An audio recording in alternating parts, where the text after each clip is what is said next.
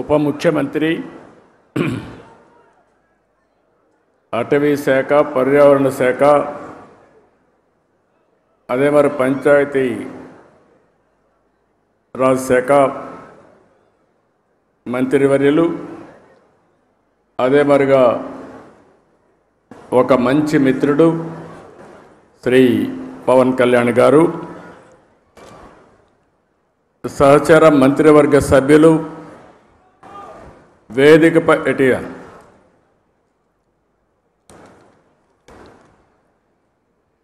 కందుల దుర్గేశం గారు, పొంగూరు నారాయణ గారు, గౌరవ శాసనసభ్యులు తెనాలి శ్రావణ్ కుమార్ గారు, chairman pollution control board Krishnaiah గారు, Amaravati development corporation chairman Lakshmi Parthasarathi గారు, స్పెషల్ సిఎస్ అటవీ శాఖ అనంతరాము గారు, principal chief conservator of forest Ajay Kumar గారు. ఇప్పుడే మీరు చూస్తున్నారు, మొన్నటి వరకు మనం రామయ్య గారిని చూసాం, మొన్నే ఆయన చనిపోయాడు. ఈరోజు నల్లమల అడవుల పరిరక్షణ కోసం జీవితాన్ని అంకితం చేసినటువంటి అంకారావు గారు మనస్ఫూర్తిగా మనందరికీ ఒక స్ఫూర్తి. అలాంటి వ్యక్తి ఇక్కడ ఉన్నాడు. ఇంకొక పక్క chairman environment management corporation Dinesh Reddy గారు, 10వ తరగతి అమ్మాయి, చాలా బాగా చేసింది, మనందరి దగ్గర ప్రతిజ్ఞ చేయించింది కుమారి లావణ్య. నేను ఇప్పుడే అడిగాను అమ్మాయిని, ఏంటమ్మా ఏం చదువుతున్నావు? 10th క్లాస్ అనింది. 10th క్లాస్ అయినాక ఏం చేస్తామని అడిగాను. ఇంటర్మీడియట్లో బైపీసీ అనింది. అంటే డాక్టర్ అవుతావా అంటే తప్పకుండా డాక్టర్ అయి పేద ప్రజలకు సేవ చేస్తానని ఘంటాపదంగా చెప్పింది. ఒక యాస్పిరేషన్తో చదువుకుంటున్నటువంటి విద్యార్థిని. అదేవిధంగా ఈ కార్యక్రమానికి ఇచ్చేసిన ప్రజాప్రతినిధులకి, పెద్దలకు, ఈరోజు 1000 మంది విద్యార్థులతో మొక్కలు నాటే కార్యక్రమానికి శ్రీకారం చుట్టాం. ఈరోజు మీరు చేసిన కార్యక్రమం అమరావతిలో ఒక చరిత్ర సృష్టించబోతుంది. ఈరోజు ఒక్కరోజే మన మిత్రులు ఉప ముఖ్యమంత్రి గారు చెప్పినట్టు 1 కోటి చెట్లను నాటుతున్నాం. ఈ సంవత్సరం 5 కోట్ల మొక్కలు నాటబోతున్నాం. అయితే ఈ 5 కోట్లే కాకుండా 50% గ్రీన్ కవర్ ఈ రాష్ట్రంలో ఉండాలి. 50% గ్రీన్ కవర్ ఉంటే దానివల్ల ఇంపాక్ట్ ఏ విధంగా ఉంటుందో మనం అందరం కూడా ఆచరించి దేశానికే కాకుండా ప్రపంచానికే ఒక ఆదర్శంగా నిలవాల్సిన అవసరం ఉంది. 1972 నుంచి జూన్ 5వ తారీఖున ప్రపంచ పర్యావరణ దినోత్సవాన్ని ఐక్యరాజ్య సమితి ఆధ్వర్యంలో మనం జరుపుకుంటున్నాం. దీనికి కారణం మీరు చూస్తే ఈ సంవత్సరం ఒక థీమ్ ఇస్తారు, ఎండ్ ప్లాస్టిక్ పొల్యూషన్. ప్లాస్టిక్ పొల్యూషన్ని పూర్తిగా దీన్ని కంట్రోల్ చేయాలి. దీనికి ఏ విధంగా రీసైకిల్లో ఇవన్నీ ఉపయోగించాలి అనే విషయంలో అవగాహన పెంచడానికి తీసుకున్నాం. మన రాష్ట్రానికి మనం ఒక్కసారి వస్తే 37,421 చదరపు కిలోమీటర్ల అడవులు ఉన్నాయి. ఇది మొత్తం విస్తీర్ణంలో 22.96%. ఈరోజు మన రాష్ట్రానికి ఒక పెద్ద అడ్వాంటేజ్ ఏంటంటే అడవుల్లో చెట్లు ఉండడమే కాకుండా రాయలసీమలో నల్లమలై ఫారెస్ట్ ఉంది. అదే రాయలసీమలో హార్టికల్చర్ పెద్ద ఎత్తున అభివృద్ధి అవుతూ ఉంది.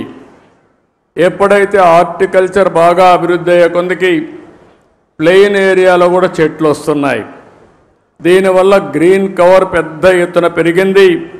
దీనికి ఉదాహరణగా మీరు చూస్తే ఈరోజు రాష్ట్రంలో 30.05% గ్రీన్ కవర్ ఉండే రాష్ట్రం మంది.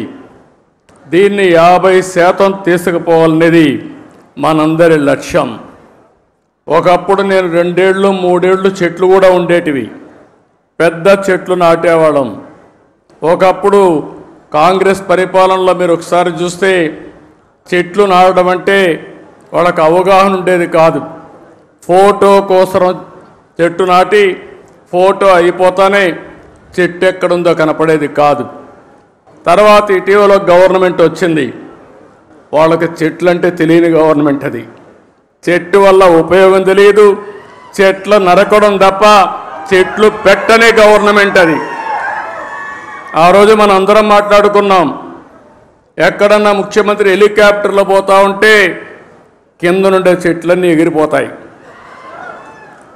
ఈరోజు నేను వస్తున్నా, మా ఉప ముఖ్యమంత్రి వస్తున్నాడు, ఎక్కడైనా ఒక్క చెట్టు నరుకుతున్నావా తమ్ముళ్ళు చెల్లెమ్మలు మీరే చెప్పమని మిమ్మల్ని అందరూ అడుగుతున్నా. చెట్లు పెంచడం బాధ్యత, చెట్లు నరకడం దుర్మార్గం.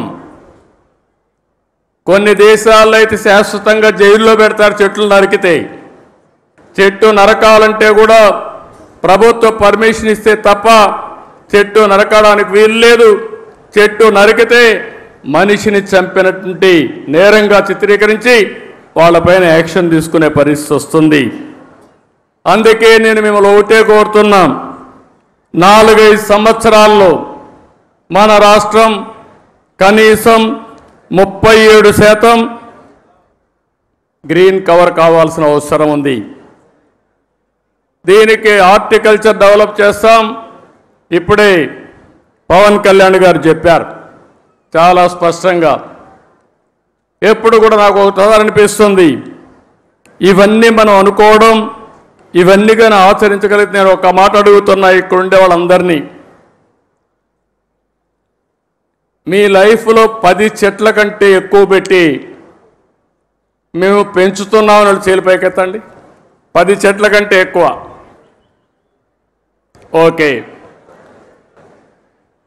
అందరూ ఆక్సిజన్ తీసుకుంటున్నారా లేదా? గాలి పీలుస్తున్నారా లేదా? మిగిలిన వాళ్ళకి గాలి పీల్చే అర్హత ఉందా? ఇప్పుడు ఏం చేస్తారో చెప్పండి. చెట్లు పెడతారా లేదా? చెట్లు పెట్టే బాధ్యత మీద అవునా కాదా? అవునంటే చేలిపైకెత్తండి. ఇదే నేను కోరుకుంటున్నా. ఒక అవేర్నెస్ రావాల్సిన అవసరం ఉంది. ఈరోజు మీరు ఒక్కసారి చూస్తే ప్రపంచానికి ఒక పెద్ద సవాల్ గ్లోబల్ వార్మింగ్. అంటే వాతావరణం ఉష్ణోగ్రతలు పెరుగుతున్నాయి. దీనివల్ల మీరు చూస్తే వర్షాలు తగ్గిపోతున్నాయి, భూగర్భ జలాలు ఇంకిపోతున్నాయి, సాగు ప్రమాదంలో పడతా ఉంది. తాగునీరు లేకుండా ఎక్కడికక్కడ ఫ్లోరైడ్ కంటెంట్ పెరిగిపోయి అనారోగ్యం పాలవుతున్నాం. దేవుడు అన్ని విధాలా బాగా పుట్టిస్తే ఈ నీరు దాగి వికలాంగులుగా తయారయ్యే పరిస్థితికి వచ్చాం.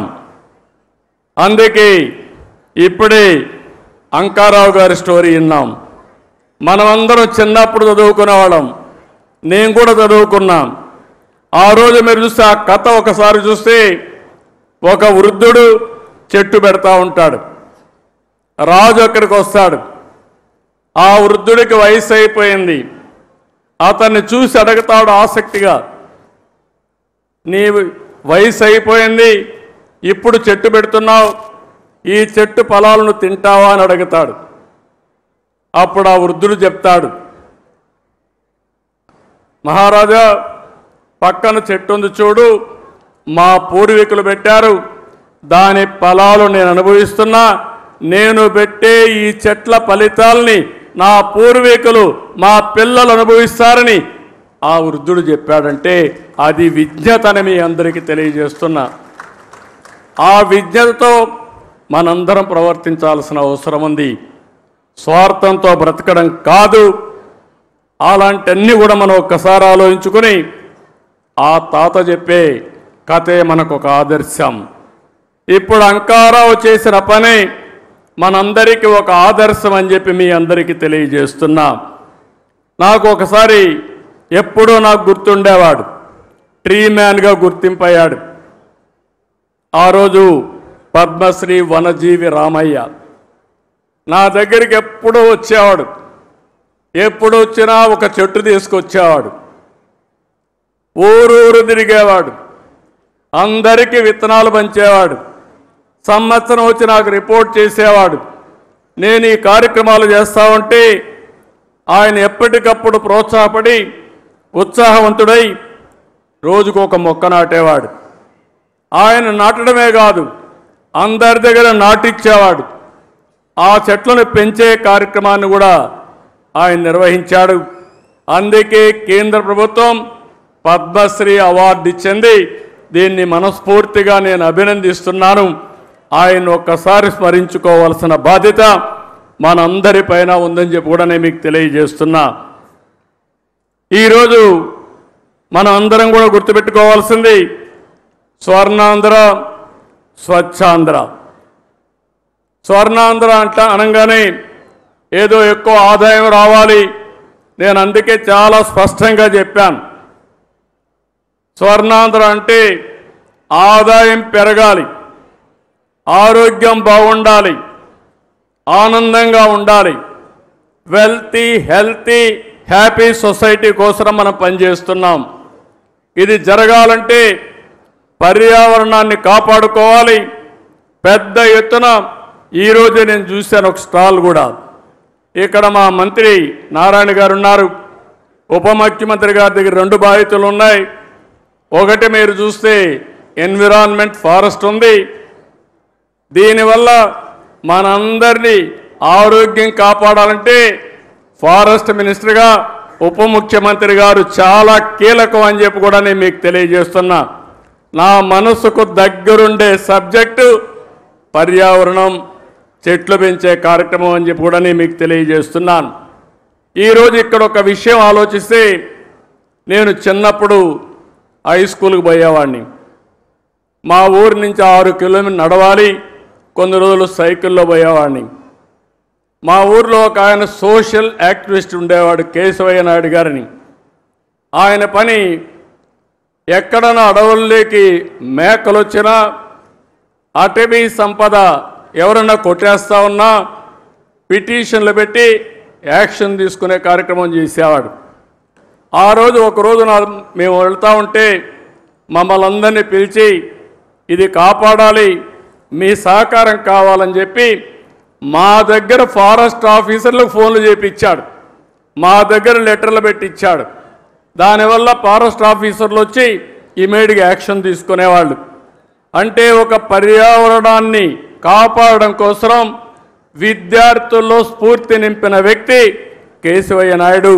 అలాంటి వ్యక్తి ఇప్పుడు కూడా నాకు జ్ఞాపకం ఉంటాడని చెప్పి మీ అందరికీ తెలియజేస్తున్నా.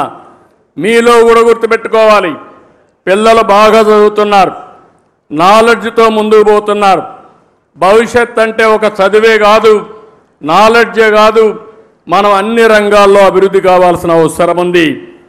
ఈరోజు ప్లాస్టిక్ ఉంది, చాలా ప్రమాదకరం. నిన్నే మా కృష్ణయ్య గారు ఒక ఆర్టికల్ రాశాడు, చూశాను. అడవుల్లో ఉండే ఏనుగులు కూడా ప్లాస్టిక్ తిని చనిపోతే దాన్ని పోస్ట్ మార్టం చేసి కొన్ని కేజీలు ప్లాస్టిక్ పేరుకుపోయి ఉంది. అంటే ఎంత ప్రమాదం మీరు ఆలోచించండి. ఈరోజు మనం తినే తిండి కూడా ప్లాస్టిక్ అంతా ఉపయోగించిన తిండి మనం తింటున్నాం. మన పొలాలకేసి అవి అదే విధంగా తయారయ్యే పరిస్థితి వచ్చింది. మన పశువులు కూడా ఈ ప్లాస్టిక్ ఇవన్నీ తిని ఆ పాలు మనం తాగుతున్నామంటే ఎంత వాతావరణాన్ని కాలుష్యం చేస్తున్నామో మనం గుర్తుపెట్టుకోవాల్సిన అవసరం ఉంది. అందుకే ఈ ప్రభుత్వం స్పష్టంగా స్వచ్ఛ ఆంధ్రప్రదేశ్ 3వ శనివారం నిర్వహిస్తున్నాం. నేను ఒకటే మీకు హామీ ఇస్తున్నా, రాష్ట్రంలో ఎక్కడ కూడా చెత్త కాదు, చెత్త నుంచి సంపద సృష్టించే అవకాశం మనకుందని చెప్పి కూడా నిరూపిస్తామని మరొక్కసారి మీ అందరికీ విజ్ఞప్తి చేస్తున్నాను. అందుకే ఈరోజు చూస్తే గుంటూరులో మీరు చూస్తున్నారు, చెత్త నుంచి ఎనర్జీ కరెంట్ ఉత్పత్తి చేసే ప్లాంట్ పెట్టాం, విశాఖపట్నంలో పెట్టాం. ఇప్పటికీ అన్ని ప్లాంట్స్ పెట్టి కంప్లీట్ చేసేవాళ్ళం. కానీ గడిచిన ప్రభుత్వం దీనిపైన కూడా సీత కన్నేశారు. దీనివల్ల ఇబ్బంది పడ్డాం. ఈరోజు నేను ఒకటే హామీ ఇస్తున్నాను, రాబోయే 3 సంవత్సరాల్లో ఇంకా ఒక 3 వేస్ట్ టు ఎనర్జీ ప్లాంట్స్ వస్తాయి. పట్టణ ప్రాంతాల్లో 90% చెత్తంతా తీసి పొడి చెత్త తీసి ఎనర్జీగా చేసే పరిస్థితి వస్తుంది. రెండోది, గ్రామీణ ప్రాంతాల్లో మిమ్మల్ని అందరినీ ఒకటే కోరుతున్నాను, ఏదైతే ఇంత మునిపి వేస్ట్ కాంపోస్ట్ కింద కొన్ని సెంటర్లు పెట్టాం. ఇక్కడి నుంచి ప్రతి ఒక్క ఇంటి దగ్గర చెత్త కలెక్ట్ చేయాల్సిన అవసరం ఉంది. అందులో నుంచి ప్రోడక్ట్స్ అన్నీ సెగ్రిగేట్ చేయాలి. ఏది కూడా వేస్ట్ కాదు, అన్నీ రీసైక్లింగ్ ఉపయోగపడతాయి. ఈరోజు ప్లాస్టిక్ని మళ్ళా ప్లాస్టిక్ కానీ ఇప్పుడే ఒక ఎగ్జిబిషన్ పెట్టారు, అనేక వస్తువులు తయారు చేస్తున్నారు.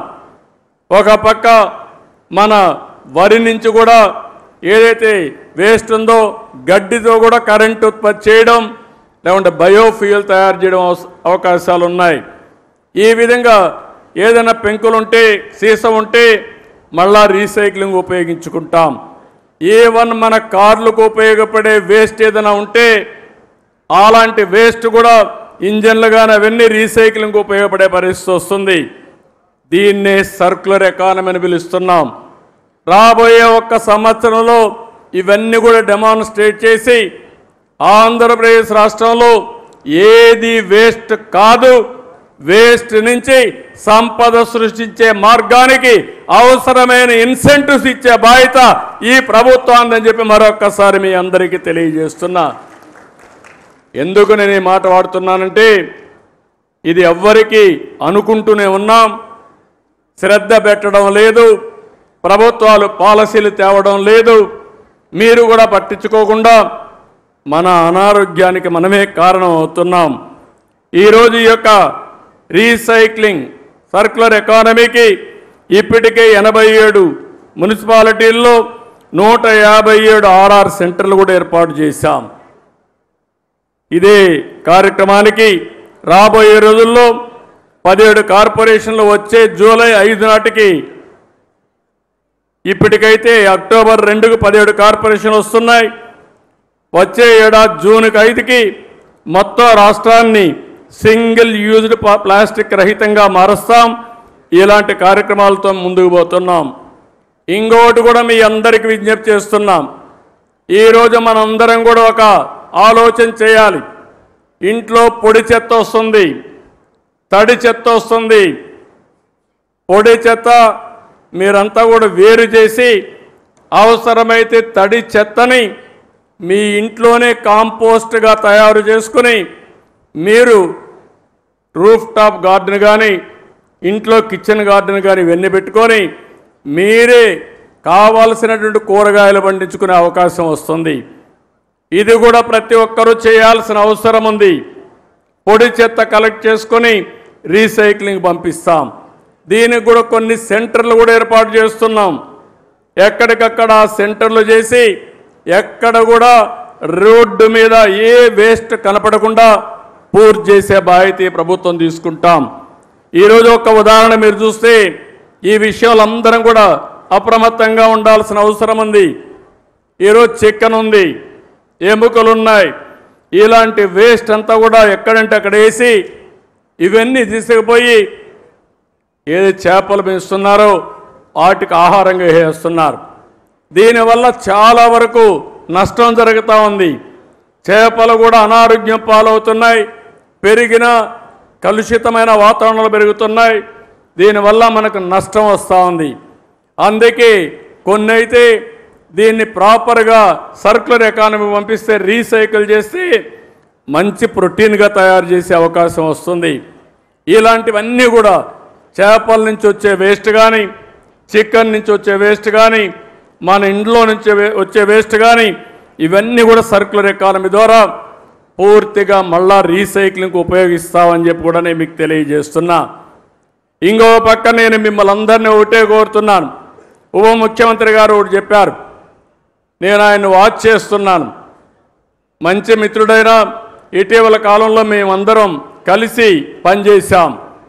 ఫస్ట్ టైం మీరు చూస్తే తెలుగుదేశం, జనసేన, బీజేపీ కలిసి పోటీ చేస్తే బంపర్ హిట్ అయింది. సక్సెస్ రేట్ 94% గెలిచాం. ఇది ఒక చరిత్ర. అది నిన్నటికి 1 ఇయర్ అయింది. నిన్న 1 ఇయర్తో ఎప్పుడు కూడా జూన్ 4వ తారీఖు ఆంధ్ర రాష్ట్రం విధ్వంసం నుంచి ఏదైతే రాష్ట్ర పునర్నిర్మాణం వైపు ప్రయాణం ప్రారంభించాం. ఒక సంవత్సరంలో అనేక కార్యక్రమాలు మనం చేసుకొని ముందుకు పోతున్నాం. ఈరోజు వినూత్నమైన కార్యక్రమాలకి శ్రీకారం చుట్టాం. ఒకటి మీరు చూస్తే సర్క్యులర్ ఎకానమీ, 2 మీరు చూస్తే ఎక్కడికక్కడ చెట్లు పెట్టే కార్యక్రమం.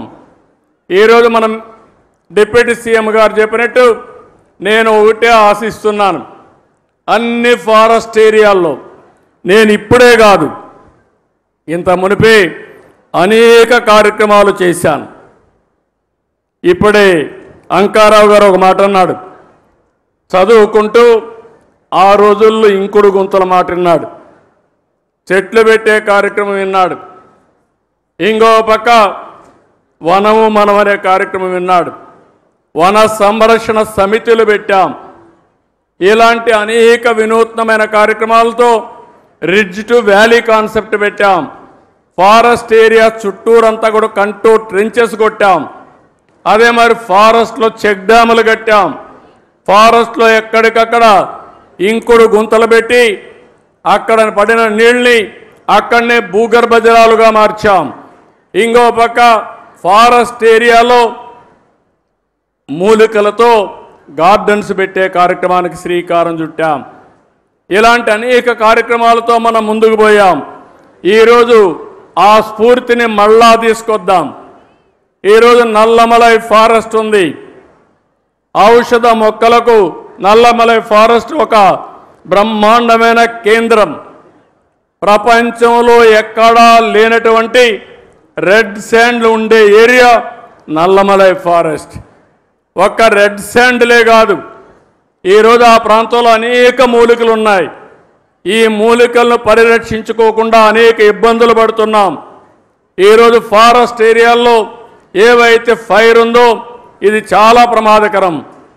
ఏది తెలిసి తెలియనటువంటి జ్ఞానంతో ఏదో తగలబెడితే ఫ్రెష్గా గడ్డి వస్తుందని అనవసరమైన కార్యక్రమాలు చేసే పరిస్థితికి వచ్చారు.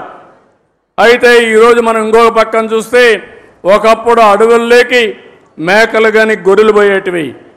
ఇప్పుడు అడవులకు పోకుండా ఇంటి దగ్గరే పెంచుకునే అవకాశాలు వచ్చాయి.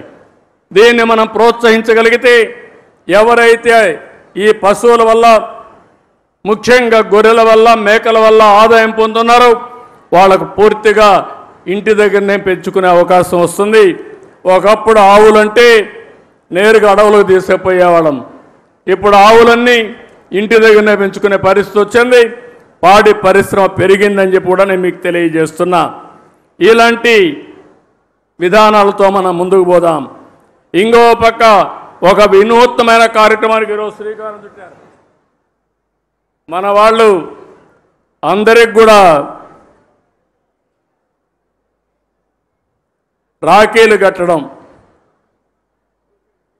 రేపటి నుంచి మా చెల్లెమ్మలకు విజ్ఞప్తి చేస్తున్నా, ఏ అన్నయ్యకు రాఖీ కట్టాలన్నా ఆయన మూల నక్షత్రం తెలుసుకోండి, దానికి సూటబుల్ విత్తనాలు ఇస్తాం. మీరు శుభం కోరుకుంటున్నారు, ఇప్పుడు బెస్ట్ విషెస్ ఇస్తున్నారు. కానీ భవిష్యత్తులో ఆయన భవిష్యత్తు బాగుండాలంటే నక్షత్రం, ఆ నక్షత్రానికి ఏ చెట్టు సూటబులో ఆ విత్తనాలతో అతనికి రాఖీ కట్టాల్సిందిగా మిమ్మల్ని అందరినీ కోరుతున్నా. ఈ సంవత్సరమే ఈ ఉద్యమానికి శ్రీకారం చుట్టాలి. ఈ రాఖీ పండుగ నుంచే ప్రారంభించాలి. ఎవరు కూడా అందరూ రాఖీలు తయారు చేసే వాళ్ళందరికీ విజ్ఞప్తి చేస్తున్నా, నక్షత్రం, చెట్టు పేరు, విత్తనం పేరు, ఈ రెండే ఉంటాయి. ఇది మీరు నచ్చిన వ్యక్తికి మీరు కట్టేటప్పుడు ఆయన నక్షత్రం కనుక్కొని దాన్నే కొనండి, అదే కట్టండి. దీనివల్ల రాష్ట్రం మొత్తం చెట్లు పెంచడానికి ప్రత్యక్షంగా పరోక్షంగా మీరు కృషి చేసినట్టు అవుతుందని చెప్పి నేను మీకు తెలియజేస్తున్నా. ఈరోజు ఇంకొక పక్కన మీరు చూస్తే నగర వనాలు 61 నగరాల్లో మన నియోజకవర్గాల్లో నగర వనాలు పెట్టారు. ఈ నగర వనాలు 175 నియోజకవర్గంలో పెడతాం.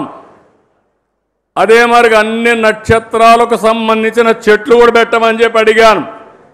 ఇప్పుడే ఫారెస్ట్ డిపార్ట్మెంట్ దానికి ముందుకు వచ్చారు. రాబోయే రోజుల్లో ప్రతి ఒక్క నగర వనాల్లో నక్షత్రానికి అనుకూలమైన చెట్లన్నీ ఉంటాయి. మీరు ఆ చెట్టుకు రాఖీ కట్టడం కానీ నీళ్లు పోయడం కానీ ఆ చెట్టును పెంచి పోషిస్తే మీ నక్షత్ర బలం బ్రహ్మాండంగా పనిచేస్తుంది. మీరు ముందుకు పోవాల్సిందిగానే మిమ్మల్ని కోరుతున్నా.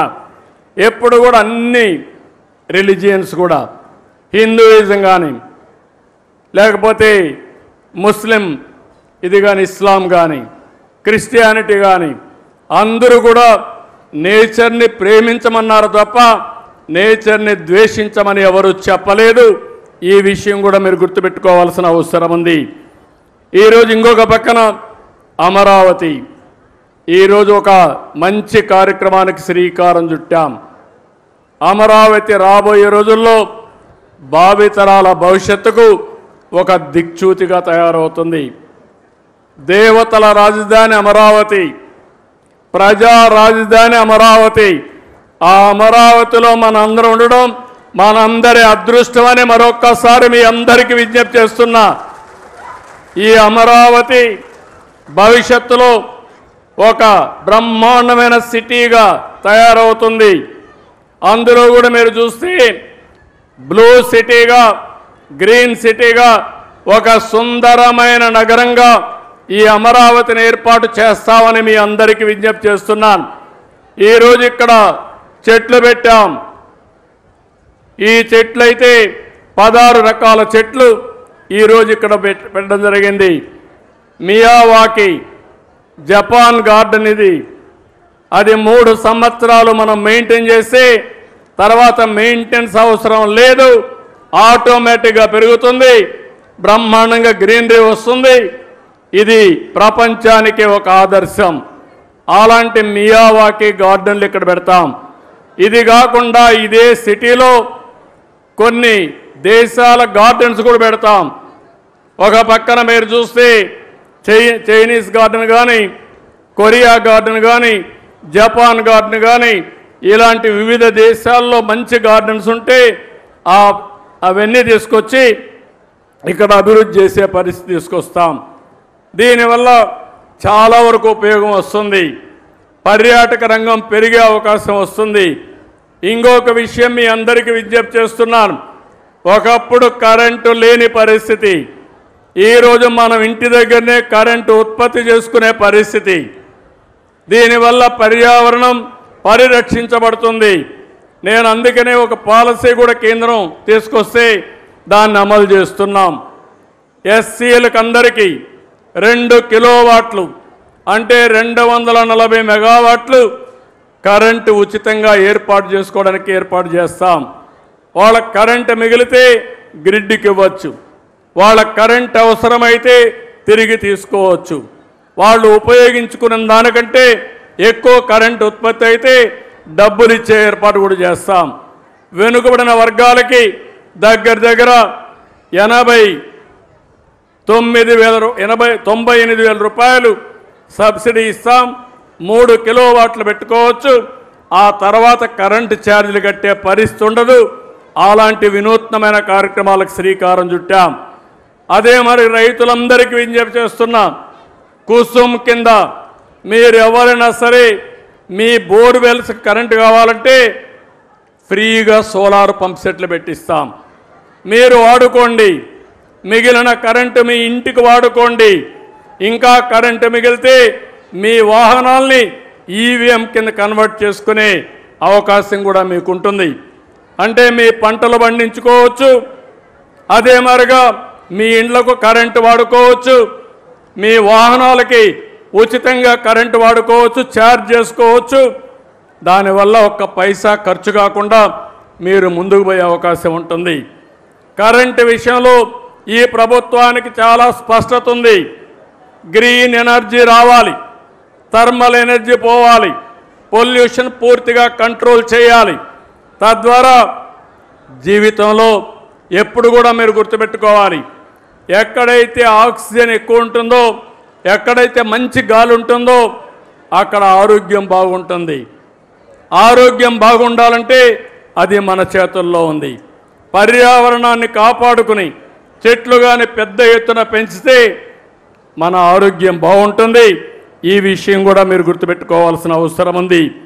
ఇది కాకుండా రేపు 21వ తారీఖున ప్రధానమంత్రి నరేంద్ర మోడీ గారి ఆధ్వర్యంలో విశాఖపట్నం కేంద్రంగా ఇంటర్నేషనల్ యోగా డే ప్రారంభిస్తున్నాం. మీ అందరూ ఒకటి గుర్తుపెట్టుకోవాలి, ఇక్కడ అడుగుతున్నా, విశాఖపట్నంలో 21న ఇంటర్నేషనల్ యోగా డే ఉందని తెలిసిన వాళ్ళు ఉంటే చేలు పైకెత్తండి. తెలిసిన వాళ్ళు ఓకే చేలు దించండి. తెలియని వాళ్ళు ఉంటే చెప్పండి. ఎవరో లేరు అంటున్నారు. ఓకే, ఎంతమంది యోగా ప్రాక్టీస్ చేస్తున్నారో చెప్పండి. చాలా తక్కువ. అవసరం లేదనుకున్నాడు చేలు పైకెత్తండి. యోగా నాకు అవసరం లేదనేవాళ్ళు ఎవరో లేరు. కానీ కొంతమంది చేయడం లేదు. కొన్ని లక్ష్యాలను పెట్టుకున్నాం. రాష్ట్రం మొత్తం ఆ రోజున 1,00,000 కేంద్రాల్లో యోగా ప్రాక్టీస్ చేసి గిన్నిస్ రికార్డ్ బ్రేక్ చేయాలని ఒక లక్ష్యాన్ని పెట్టుకున్నాం.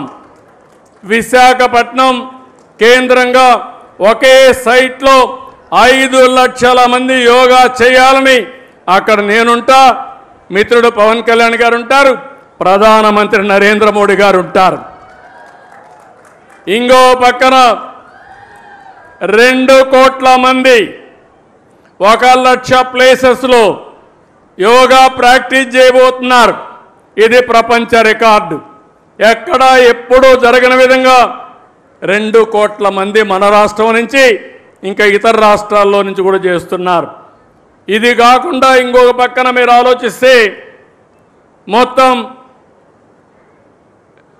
దగ్గర 25 లక్షల మంది యోగా సర్టిఫికెట్స్ తీసుకుంటున్నారు.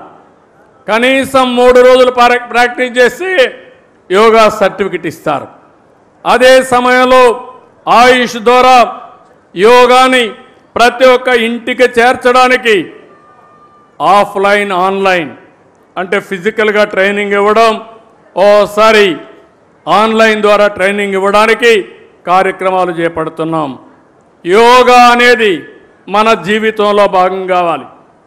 యోగా ద్వారా మీ ఆరోగ్యాన్ని పెంచుకునే పరిస్థితి వస్తుంది. ఇప్పుడు నేను చెప్పిన అన్ని కార్యక్రమాలు మీరు కానీ కనెక్ట్ చేసుకుంటే మీ జీవితంలో చాలా వెసులుబాటు వస్తుంది. ఒక పక్క గ్రీన్ కవర్ పెంచడం, ఒక పక్క గ్రీన్ ఎనర్జీకి ముందుకు పోవడం, ఇంకో పక్క సర్క్యులర్ ఎకానమీతో అనుసంధానం చేసుకోవడం, ఇంకో పక్క యోగా ప్రాక్టీస్ చేయగలిగితే అదే నిజమైన స్వచ్ఛ ఆంధ్రప్రదేశ్, స్వర్ణ ఆంధ్రప్రదేశ్ అని చెప్పి నేను మీకు తెలియజేసుకుంటూ ఈరోజు దీనికి మేమందరం కూడా ఏమేం చేయాలో చేస్తాం. మీరు కూడా సహకరించాలి. ఆ విధంగా పిల్లల్లో ముఖ్యంగా కోరుతున్నా, నాకు అనిపిస్తుంది మన రాష్ట్రంలో ఉండే పిల్లల్లో ఉండే తెలివితేటలు వేరేది ఇక్కడెక్కడా కనపడవు. అది మన అదృష్టంగా నేను భావిస్తున్నా. నేను ఒకటే చెప్తున్నా, మీ అందరికీ ప్రపంచంలో ఏ అవకాశాలు ఉన్నాయో, ఎలాంటి మార్పులు వస్తాయో ముందే చెప్పే బాధ్యత నాది. దాన్ని ఆచరించి ప్రపంచాన్ని జయించే బాధ్యత ఈ పిల్లలపైన ఉందని చెప్పి మరొక్కసారి విజ్ఞప్తి చేస్తూ ఈరోజు ఈ కార్యక్రమానికి వచ్చిన మిమ్మల్ని అందరినీ పేరు పేరున మనస్ఫూర్తిగా అభినందిస్తూ మళ్ళా పర్యావరణ దినోత్సవం నెక్స్ట్ ఇయర్కి మళ్ళా కలుస్తాం. ఆ మధ్యలో కార్యక్రమాలన్నీ చేపడతాం. ఈ ఒక్క సంవత్సరంలో చేసినటువంటి కార్యక్రమాలని, దాని ఫలితాలని మళ్ళీ రాబోయే సంవత్సరం సమీక్షించుకుంటూ ముందుకు పోతామని చెప్పి తెలియజేసుకుంటూ అందరికీ నమస్కారాలు. జై హింద్, జై జన్మభూమి.